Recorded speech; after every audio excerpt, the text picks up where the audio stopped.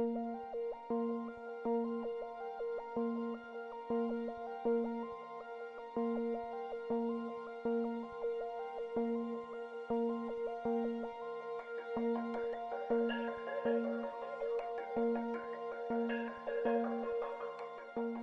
sunrise on Mars.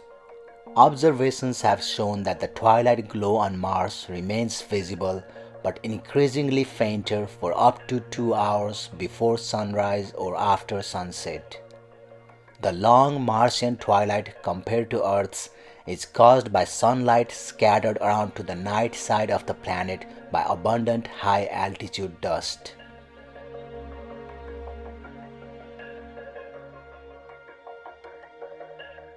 Similar long twilights or extra colorful sunrises and sunsets sometimes occur on Earth when tiny dust grains that are erupted from powerful volcanoes scatter light high in the atmosphere.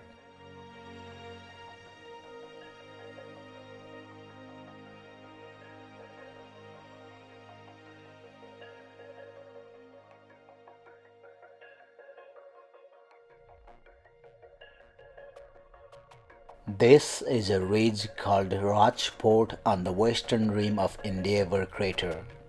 The ridge bears some grooves on its side, such as between the two dark shoulders angling down near the left edge of the scene.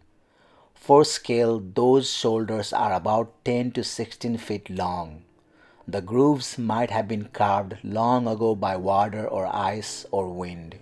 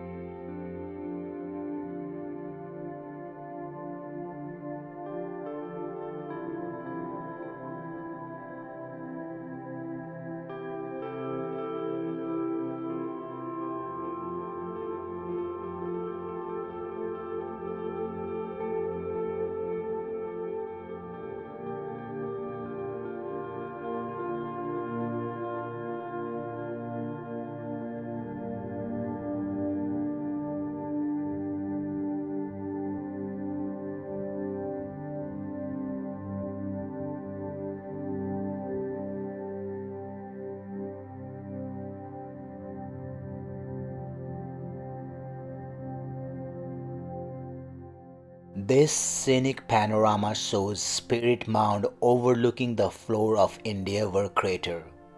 The mound stands near the eastern end of a valley on the western rim of the crater, and this view faces eastward. The two rocks at the lower center are each about 8 inches across and at the mound's crest line. The image covers an area about 28 feet wide.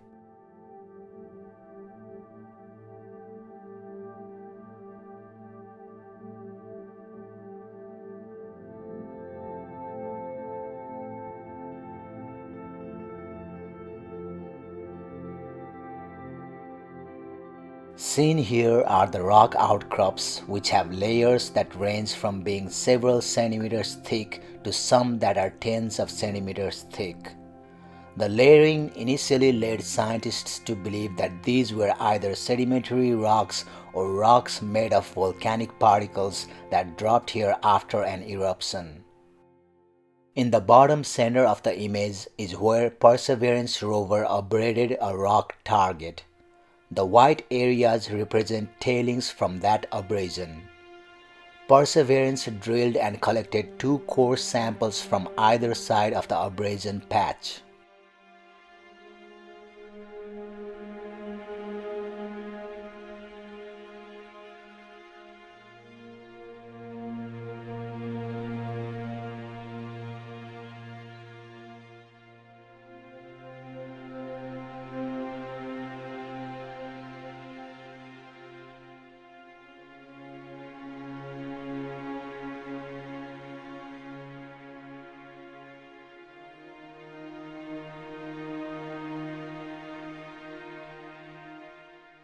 We tend to think of Mars as a dead planet where all the exciting geologic activity happened billions of years ago. But information from the Mars Reconnaissance Orbiter shows us that Mars is still a very dynamic place. Mars has a permanent ice cap made up of water ice at its north pole. This pole is ringed by sand dunes, which we're looking straight down on. These dunes are made of small bits of basalt, dark volcanic rock similar to the rocks found around the Hawaiian volcanoes.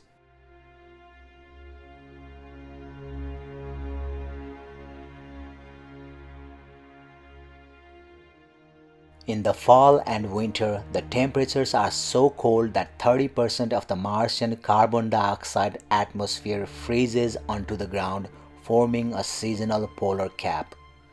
The ground gets covered with a bright layer of seasonal carbon dioxide ice or dry ice that's about 1 to 2 feet thick.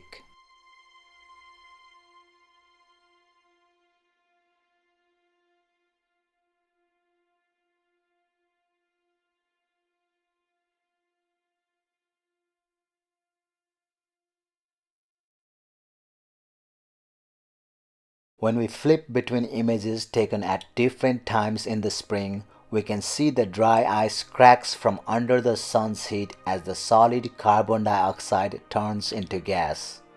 The gas beneath the ice escapes, carrying dark sand and dust that move, as we can see, down the steep sides of the dunes.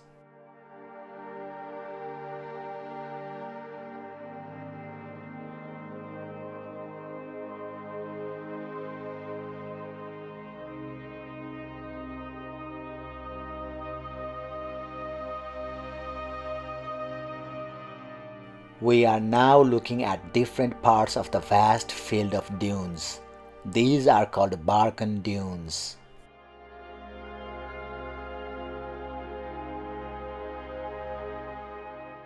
At the start of this time lapse, the dunes are covered with seasonal dry ice, so everything is roughly the same color. The dark streaks and splotches are sand from the dune. There are small splotches of sand at the crest of the dune. Then we start seeing the ice crack. Sand is pushed to the top of the ice layer by the escaping gas, outlining the cracks.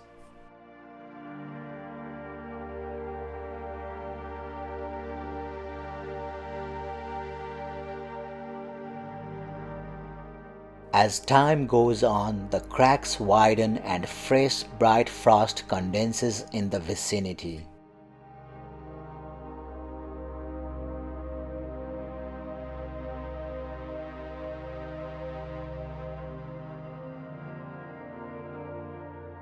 Now we see sand coming from the crest of the dune and sliding down the steep dune slopes. A ferocious wind has picked up, blowing sand and dust across the dune, until the dark sand dune is free of seasonal ice.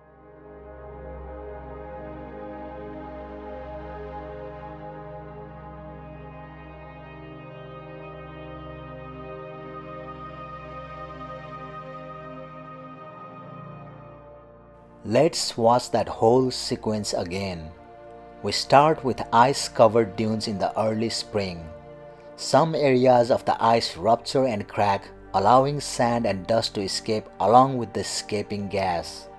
The gas from the dry ice destabilizes the slopes, reshaping the dunes.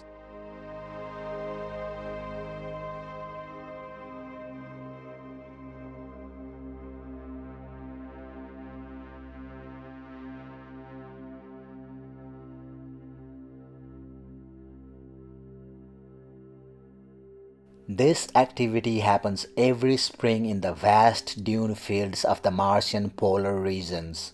These are not the sort of events that would naturally occur on Earth. Mars may look Earth-like, but in some ways it is a very different planet from our own.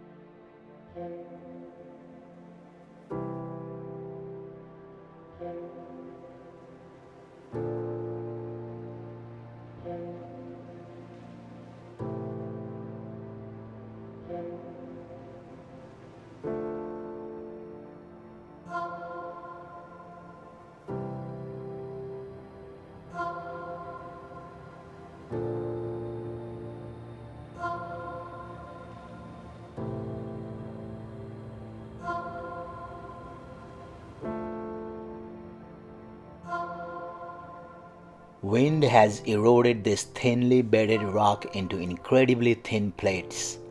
This outcrop sits near the highest elevation of the Paramp Hills field site.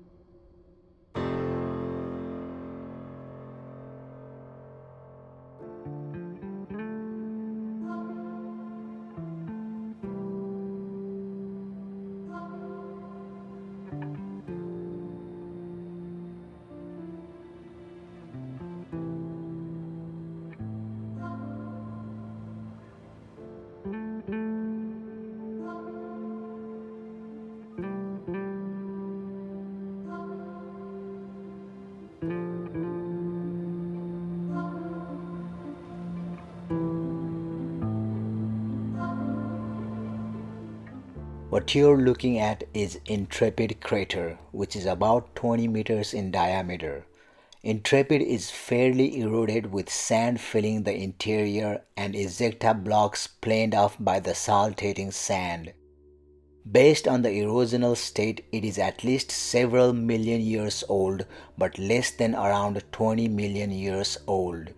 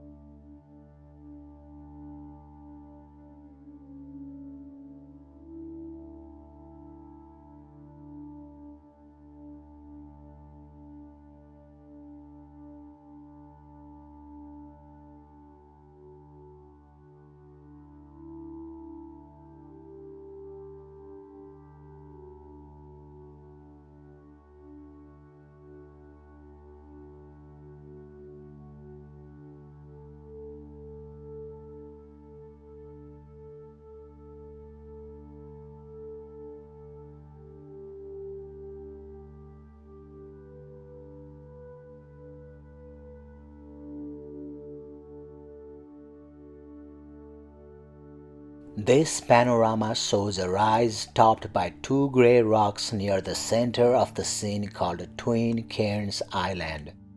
It was about 100 feet away from Curiosity rover's position when this image was taken. The two grey rocks combined are about 10 feet wide as seen from this angle.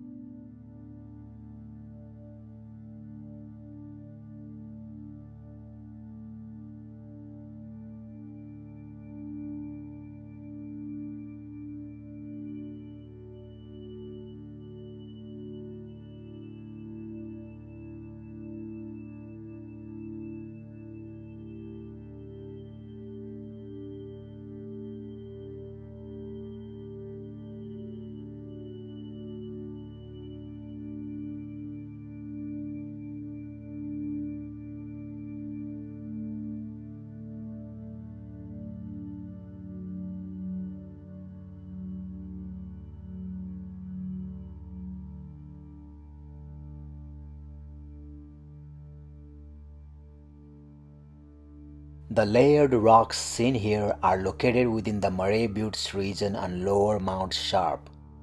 The buttes and mesas that rise above the surface in this area are eroded remnants of ancient sandstone that formed when winds deposited sand after lower Mount Sharp had formed. Curiosity rover closely examined these layers while crossing an area between two exposures of the Murray Formation. The layering within the sandstone is called cross-bedding and indicates that the sandstone was deposited by wind as migrating sand dunes.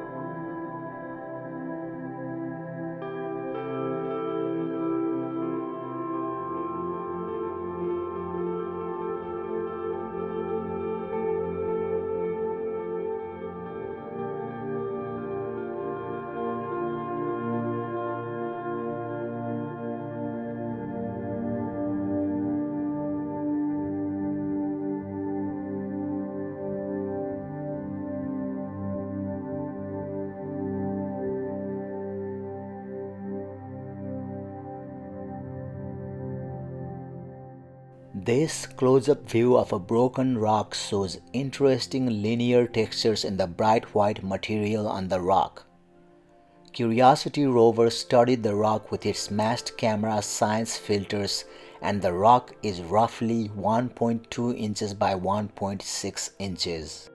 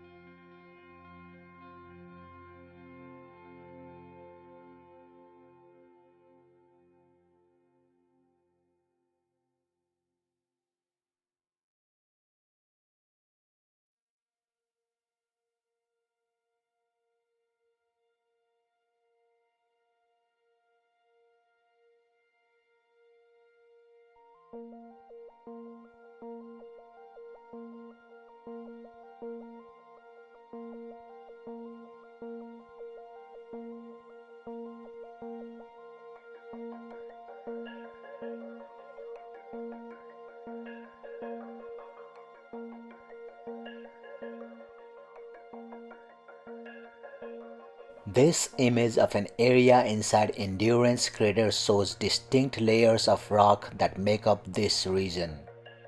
Each layer is defined by subtle color and texture variations and represents a separate chapter in Mars's history. The deeper the layer, the farther back in time the rocks were formed. Scientists are reading this history book by systematically studying each layer with Mars rover's scientific instruments. Data from the rover indicates that the top layers are sulfate-rich like some of the rocks observed in other craters on Mars.